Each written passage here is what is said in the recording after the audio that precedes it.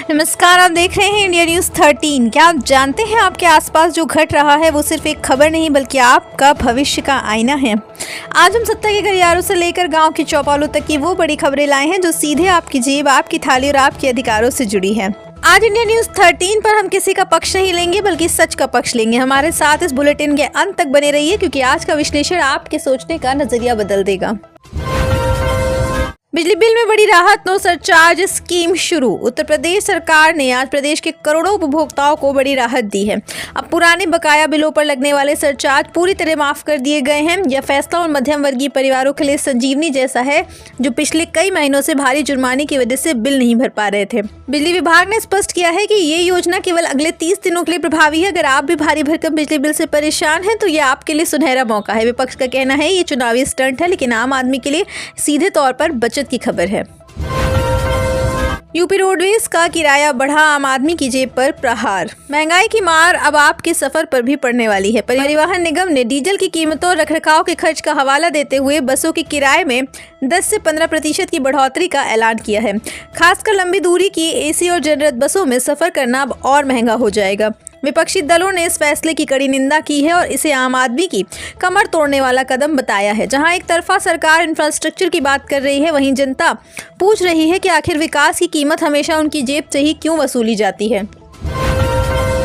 पुरानी पेंशन योजना पर विपक्ष का बड़ा दांव। उत्तर प्रदेश की राजनीति में पुरानी पेंशन योजना एक बार फिर चर्चा के केंद्र में है। आज समाजवादी पार्टी और अन्य विपक्षी दलों ने विधानसभा के बाहर जोरदार प्रदर्शन किया। उनका तर्क है कि अगर सरकार अपने विधायकों को पेंशन दे सकती है तो उन कर्मचारियों को क्यों नहीं जिन्होंने 30 साल सेवा की है। विपक्ष ने वादा किया है अगर वे सत्ता में आते हैं तो ओपीएस को तत्काल लागू करेंगे। सरकारी कर्मचारियों के बीच ये एक भावनात्मक और आर्थिक मुद्दा बन चुका है जो आने वाले समय में सरकार के लिए बड़ी चुनौती पेश कर सकता है। भर्ती परीक्षाओं के लिए नया सख्त कानून लागू। पेपर लीक की घटनाओं से त्रस्त यूपी के युवाओं के लिए आज एक महत्वपूर्ण दिन है। सरकार ने नया परीक्षा शुचिता कानून लागू कर दिया है जिसके तहत पेपर लीक में शामिल पाए जाने वालों को उम्र कैद और 1 करोड़ रुपए तक के जुर्माने का प्रावधान है। युवाओं का एक वर्ग इसे सकारात्मक कदम मान रहा है, लेकिन विपक्ष का सवाल है कानून तो पहले भी थे, क्रियान्वयन कब होगा? क्या वाकई अब गरीब का बच्चा बिना किसी सेटिंग के अपनी मेहनत से सरकारी नौकरी पा सकेगा? ये सवाल आज हर छात्र के मन में है। आवारा पशुओं की समस्या, किसानों का फूटा गुस्सा। पश्चिमी यूपी से लेकर पूर्वांचल तक आज किसान सड़कों पर है। आवारा पशुओं द्वारा फसलों को पहुंचाए जा रहे नुकसान से किसान बेहाल है। सरकार द्वारा बनाए गए गौशालाओं की स्थिति दयनीय है और वहां चारे का अभाव है। आज विपक्ष के नेताओं ने प्रभावित गाँव का दौरा किया और सरकार पर विफलता का आरोप लगाया। किसानों का कहना है रात रात भर जाकर खेती की रखवाली करने के बावजूद उनकी फसलें सुरक्षित नहीं है। ये मुद्दा केवल खेती का नहीं बल्कि ग्रामीण अर्थव्यवस्था के अस्तित्व का सवाल बन चुका है। गन्ना मूल्य और भुगतान का संकट, किसान बनाम मिल मालिक। उत्तर प्रदेश की राजनीति और अर्थव्यवस्था की धुरी गन्ना है। आज पश्चिमी यूपी की कई मिलों पर किसानों ने ताला जड़ दिया है। कारण वही पुराना है, बकाया भुगतान।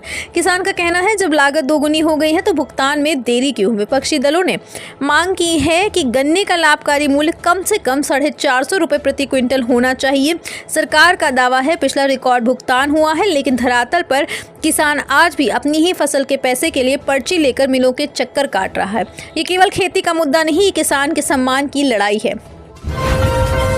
स्वास्थ्य सेवा का नया मॉडल, डिजिटल अस्पताल और आपकी जेब। यूपी के 10 और जिलों में आज से डिजिटल हेल्थ क्लिनिक से शुरुआत हो रही है। अब आपको बड़े शहरों के चक्कर नहीं काटने होंगे। स्पेशलिस्ट डॉक्टर वीडियो कॉल पर उपलब्ध होंगे। तकनीक के लिहाज से ये क्रांतिकारी है, लेकिन विपक्ष का तर्क है जब अस्पतालों में बेड और ऑक्सीजन की कमी हो तो केवल डिजिटल स्क्रीन से क्या होगा? आम आदमी आज भी बुनियादी सुविधाओं के लिए संघर्ष कर रहा है। क्या ये तकनीक सचमुच गरीब के इलाज का खर्च कम कर पाएगी या ये सिर्फ एक चकाचौंध भरा विज्ञापन बनकर रह जाएगी? शिक्षा बजट और स्कूलों के कायाकल्प की हकीकत। सरकार ने प्राइमरी स्कूलों के लिए बजट में भारी बढ़ोतरी का ऐलान किया है। स्मार्ट क्लास और नए भवनों की बात हो रही है, लेकिन विपक्ष ने डेटा पेश करते हुए पूछा है कि हजारों शिक्षकों के खाली पदों का क्या? केवल दीवारों पर पेंट करने से शिक्षा का स्तर नहीं सुधरता। मिड डे मील की गुणवत्ता पर भी सवाल उठ रहे हैं। अभिभावक आज असमंजस में हैं। क्या वे अपने बच्चों को प्राइवेट स्कूल की भारी फीस से बचाकर सरकारी स्कूलों पर भरोसा कर पाएंगे? शिक्षा का ये बजट आंकड़ों का खेल है या भविष्य की नींव, ये तो वक्त ही बताएगा। स्मार्ट सिटी और एआई चालान सुविधा या वसूली का नया तरीका। लखनऊ और कानपुर जैसे शहरों में आज से एआई आधारित ट्रैफिक सिस्टम पूरी तरह सक्रिय हो गया है। अब बिना हेलमेट या गलत पार्किंग पर पलक झपकते ही आपके मोबाइल पर चालान आ जाएगा। प्रशासन इसे स्मार्ट व्यवस्था कह रहा है, लेकिन जनता पूछ रही है कि सड़कों पर गड्ढे और जलभराव की जिम्मेदारी किसकी है। विपक्ष का कहना है सड़कों की हालत सुधारे बिना केवल चालान काटना आम आदमी का उत्पीड़न है। क्या तकनीक का इस्तेमाल सिर्फ जुर्माना वसूलने के लिए होना चाहिए या व्यवस्था सुधारने के लिए भी? कानून व्यवस्था पर तकरार, आंकड़े बनाम जमीनी सच। गृह विभाग ने आज रिपोर्ट जारी की है जिसमें दावा किया गया है यूपी में अपराध दर में भारी गिरावट आई है। दूसरी तरफ विपक्ष ने हालिया घटनाओं का हवाला देते हुए सरकार को सदन में घेरा। विपक्ष का आरोप है केवल चुनिंदा कार्रवाई हो रही है। आम नागरिक आज रात को सड़क पर निकलते समय खुद को कितना सुरक्षित महसूस करता है, यही कानून व्यवस्था की असली कसौटी है। क्या यूपी वाकई अपराध मुक्त हो रहा है या अपराध के तरीके बदल गए हैं? ये बहस आज हर नुक्कड़ पर जारी है। आप देख रहे हैं देश का number 1 Hindi news channel India news 13, मतलब भारत की आवाज।